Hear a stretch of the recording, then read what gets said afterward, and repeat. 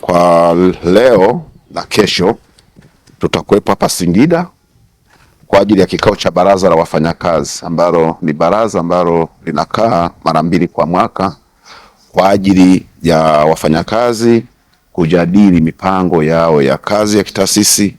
kujaribu kufanya tathmini ya utendaji katika mwaka uliopita, lakini pia kuweka mikakati ya pamoja namna bora ya kuboresha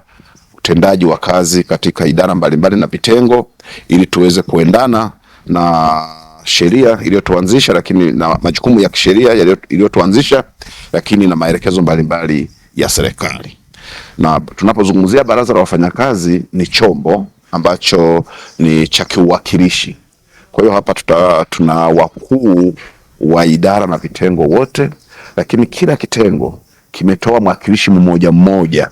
kwa ajili ya kuja kusikiliza na kuwasilisha mjadala ambao wanadhani yanaweza kaboreshwa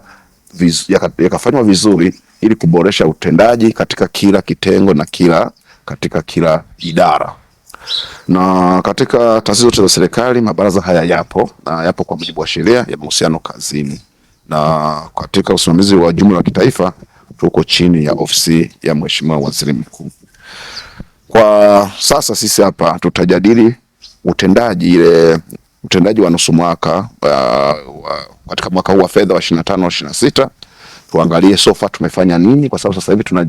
tunajielekeza sasa kuanza mwaka mpya wa fedha wa 26/27. Kwa hiyo hapa tutapitia sofa tunaendaje, na katika mwaka unaokuja tuwekeje mikakati kwa ajili ya